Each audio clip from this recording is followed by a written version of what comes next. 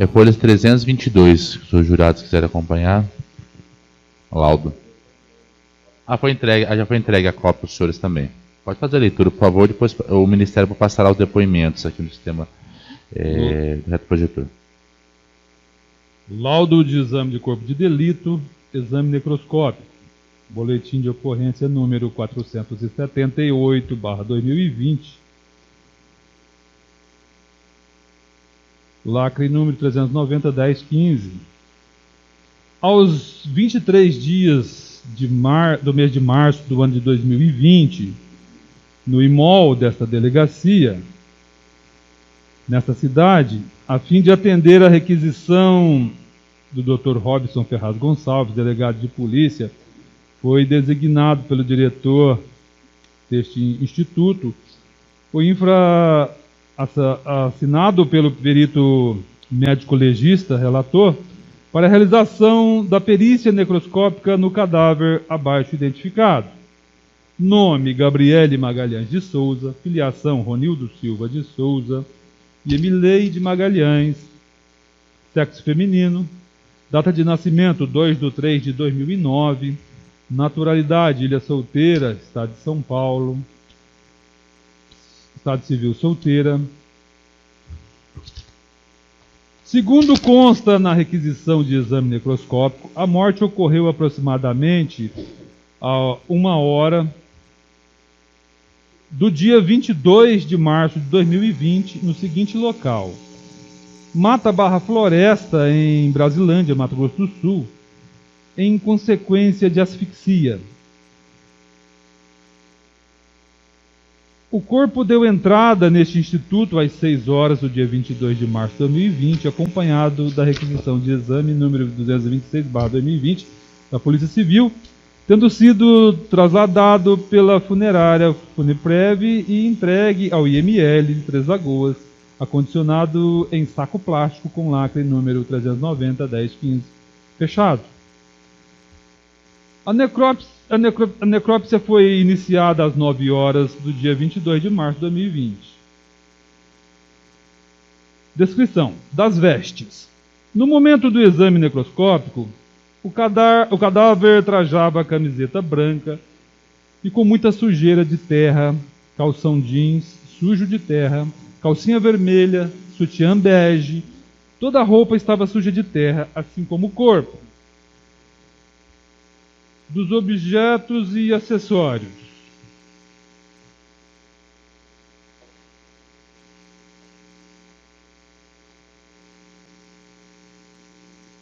No momento do exame necroscópico, o cadáver apresentava brincos dourados com formato de coração, tamanho médio, com entalhes em desenho de lua e estrela. No momento do exame necroscópico, o cadáver não apresentava elementos agregados ao corpo, da realidade da morte. A morte se caracterizava pelos seguintes sinais tanalógicos de certeza, tais como mitríase paralítica, ausência de respiração e circulação, hipotermia, hipostose em tronco e cabeça, rigidez muscular já desfeita.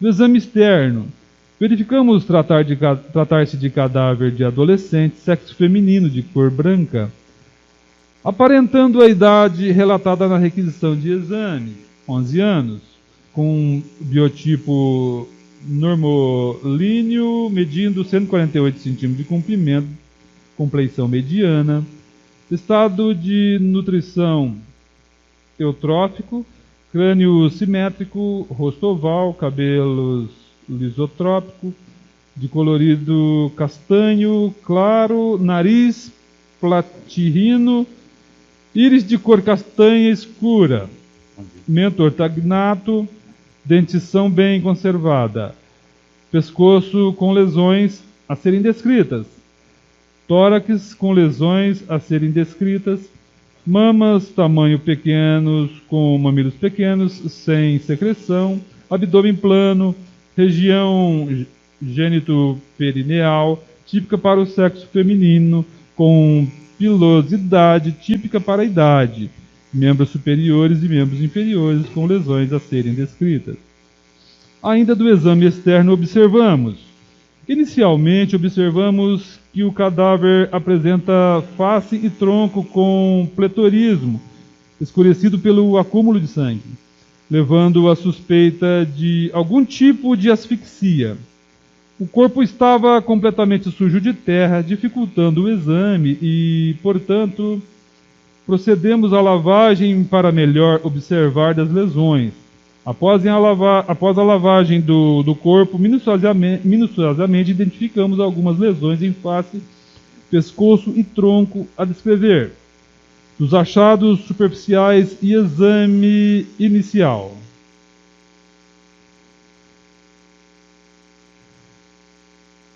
Na face e fronte à esquerda, há duas escoriações superficiais em arrasto ou fricção, com sinal vital em ambas, provocadas ainda em vida.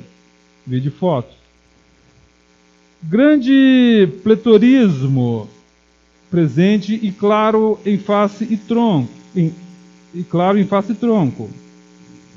Equimoses em lábios sugerindo trauma local, entremeados com o extravasamento de sangue da asfixia, face pletórica, a hipericemia, petequias e grande edema em conjuntiva ocular, também indicando que houve asfixia.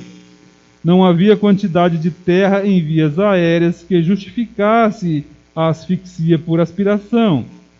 Havia apenas sujidade na entrada das narinas, facilmente retirada com a mão.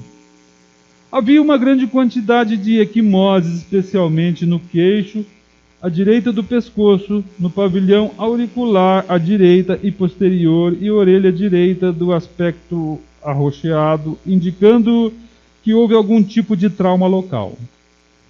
As equimoses do queixo estão entremeadas às lesões escoriativas sobrepostas que podem ter sido provocadas por traumatismo local, alternados com movimentos de fricção que esfola, uma vez que respeita apenas aquela região do queixo e proximidades da orelha direita, lesões por arrasto, lesões devidas a movimentos repetitivos da cabeça diante da agonia da morte.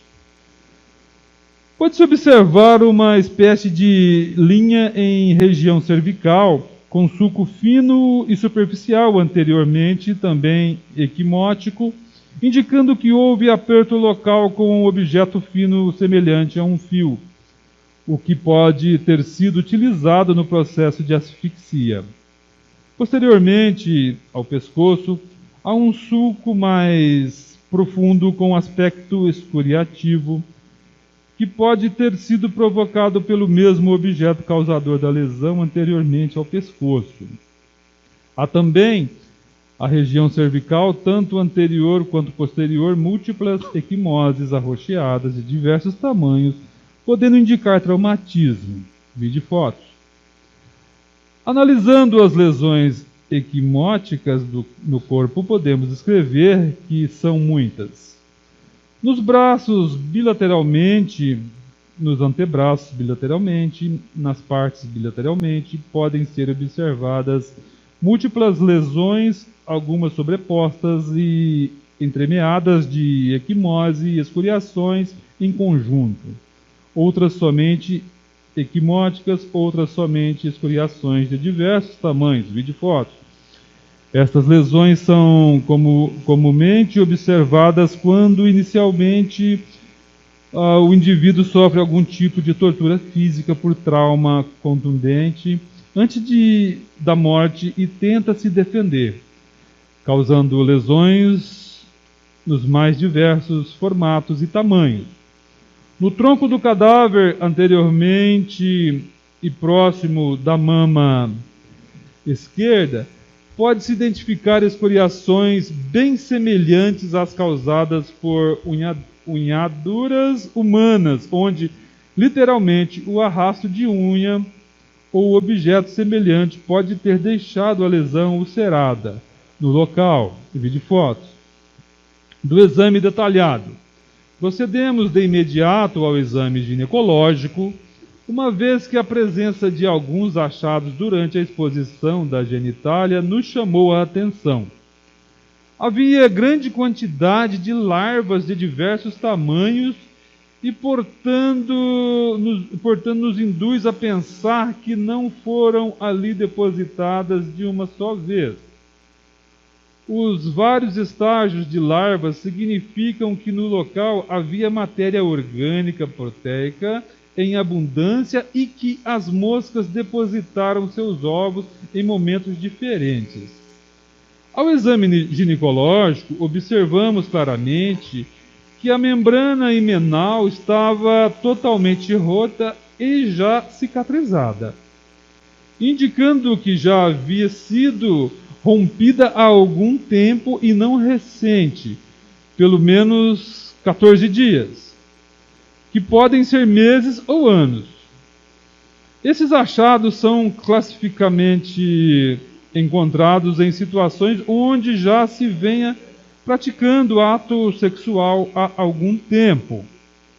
O exame do ânus nos deixa dúvidas pela presença de larvas também, da mesma forma que na vagina, e estava totalmente dilatado, com lesões arroxeadas inespecíficas que podem ser do processo de decomposição em andamento, mas também podem ter sido provocados por traumatismos e ou violência sexual anal em momentos diferentes das lesões encontradas no cadáver, uma vez que aparentemente há cicatrizes no orifício anal em sua porção interna na transição da mucosa para a pele, visto o histórico de violência sexual e física na residência, visto o histórico da morte, visto a posição em que o corpo foi encontrado e o aterramento ainda viva na vertical e de ponta cabeça. E, portanto, pode ter sofrido traumatismos nessa região genitoanal durante o processo de soterramento. Ao observar deste perito, é possível que podem ter sido os dois fenômenos. Há que se considerar que poderia estar sofrendo há algum tempo violência com sexo anal e vaginal, diante de aparentes cicatrizes no ânus, diante das equimoses e diante do aspecto grosseiro do ânus, e que não é comum ser observado em crianças. A aparência do ânus do cadáver da criança estava semelhante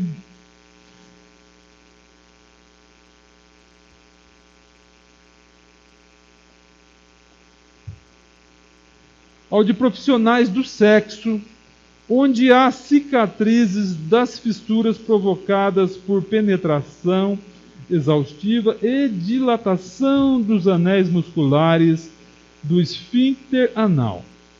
Consideração 1.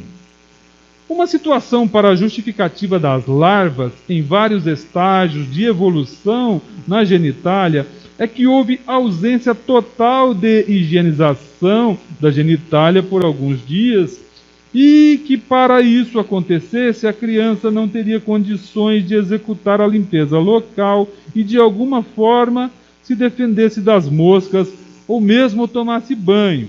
Estava contida. A presença de matéria orgânica sem ser removida por muito tempo levam ao chamamento e acúmulo de moscas e justificaria as larvas em diversos estágios, especialmente se houver sangramento ou substâncias açucaradas e ou gordurosas e com proteínas. Esperma. Uma cena e que gera dúvidas, e esse perito é o relato da autoridade policial de que os executores voltaram por algumas vezes ao local do crime para confirmar se a vítima estava morta e, se deparando com ela ainda viva e reclamante, colocaram mais terras ainda e o corpo foi envolto parcialmente nas pernas com uma carcaça, couro, de um carneiro que estava no local em fase de decomposição, e novamente foi socada a terra ao entorno da vítima ainda viva de ponta cabeça, ficando apenas as plantas dos pés para fora.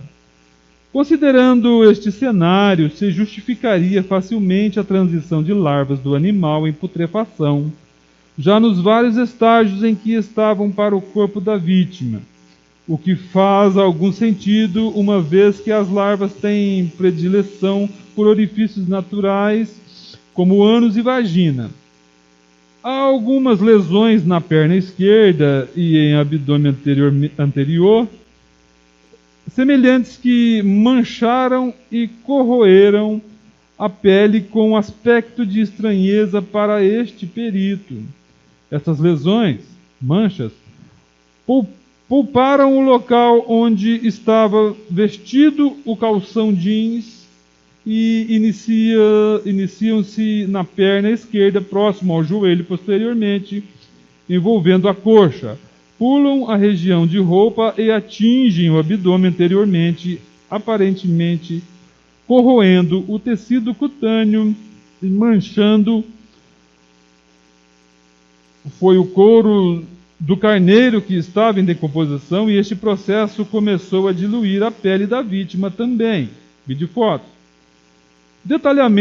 Detalhando a região genitália.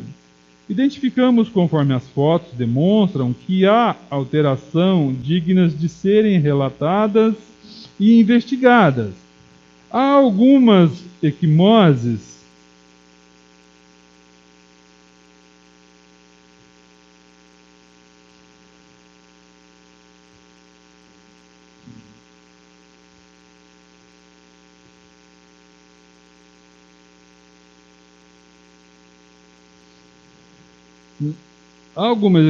na genitália que podem ser consideradas como manipulação ou trauma local. À esquerda do clitóris há uma lesão equimótica e uma discretamente laceração da pele que intriga esse perito. Conforme a autoridade policial suspeita, havia prática sexual com a criança de rotina na casa e o agressor a chupava com força em vários locais do corpo, inclusive na genitália, o que justificaria estas lesões e podem estar sugerindo mais que uma vez que houve algum tipo de manipulação libidinosa ou traumática algumas horas ou dias próximos da morte. Há que se confrontar informações sobre isso, mas não são anatomicamente normais essas lesões roxas em genitálias, exceto em situações onde elas foram provocadas. Procedemos à abertura da cavidade uterina para investigação de possibilidade de gestação diante do caso e não observamos presença, conteúdo no interior do útero que justificasse presença de gestação.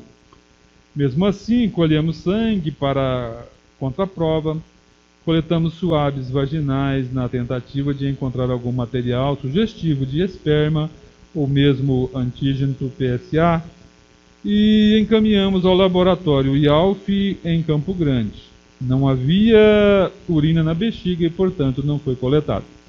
Consideração 2. Sem dúvidas, neste caso, gera muita especulação e dúvidas, como é hábito deste perito sempre consultar a autoridade policial sobre os ocorridos. Vamos tecer outras considerações. 1. Não há dúvidas que a morte foi por asfixia e com sofrimento intenso para a vítima. Isso se justifica pelo fato de que a asfixia mecânica, por provável tentativa de estrangulamento, inicialmente fracassou, visto o sulco ser bem superficial e não foi o suficiente para obstruir as vias aéreas até a morte, optando por depositar a vítima ainda viva em um buraco vertical encontrado e nele depositar terra. Conforme as fotos tiradas pela perícia criminal, restaram apenas os pés da vítima para fora do que foi classificado como um buraco de tatu. A morte agonizante deste caso é semelhante à morte provocada por crucificação, onde a vítima fica impedida de expandir o tórax e efetivar a inspiração de ar para a troca gasosa. A situação foi piorada porque, além de o tórax estar comprimido, foi depositado terra e compilado, tocado terra ao redor, ficando o ambiente escasso de oxigênio. Provavelmente levou algum tempo para que a asfixia se implantasse lentamente, sem chance de sobreviver ou mesmo se defender, considerando que os braços provavelmente estavam paralelos ao corpo e comprimidos contra as paredes do buraco, e então foi impedido que lutasse para sair dessa situação. 2. As escoriações e equimoses no queixo à direita e da face à esquerda podem ter sido de movimentos agonizantes da cabeça no interior do buraco onde esfolou a face tentando respirar, e pela própria agonia que a asfixia provoca, em especial quando é de forma lenta, como foi este caso. As escoriações e equimoses também podem ter sido provocadas no ambiente externo do traumatismo, intencionais, ou mesmo como tentativas de contenção diante do desespero da vítima, provável tortura, estrangulamento. 3. Há que se confirmar que a autoridade policial, a presença do couro de carneiro em apodrecimento aderida ao corpo, onde o relato é de que foi envolvida a vítima antes de pôr no buraco. As lesões sugestivas disso estão na perna esquerda, principalmente, onde o couro pode ter ficado encostado e, portanto, danificou a pele da vítima com ulcerações locais e manchas escurecidas. Isso, em especial, é importante porque justificaria a presença das larvas em vários estágios de evolução por transferência de larvas de um cadáver para outro, ou direciona a investigação para outro motivo, conforme já descrito, que seria o cárcere e tortura e violência sexual de pessoa contida por longos períodos, menos provável. Pode-se facilmente imaginar que em uma vítima enterrada e que lá ficou por apenas algumas horas, as moscas não entrariam através da terra compilada e, portanto, não depositariam seus ovos nos orifícios naturais. Se mesmo assim o fizessem, não teria dado tempo de eclodirem-se larvas em vários estágios de evolução, dias de diferença entre a idade das larvas. 4. As várias equimoses pelo corpo reforçam a teoria de que a criança apanhou antes de morrer, uma vez que são sinais vitais claros de trauma por ação contundente. As escoriações são múltiplas e também direcionam para trauma, especialmente nos antebraços, pernas, tronco, à esquerda, inclusive com sinais altamente sugestivos de unhaduras no tórax. As lesões em genitália podem ser sugestivas de trauma ou mesmo ato libidinoso, por sucção com escoriação à esquerda do clítoris, por mordidas. Diante do histórico que antecede a morte, é possível que tenha sido violentada sexualmente imediatamente antes da morte, ou mesmo alguns dias antes. Durante a necrópsia, coletamos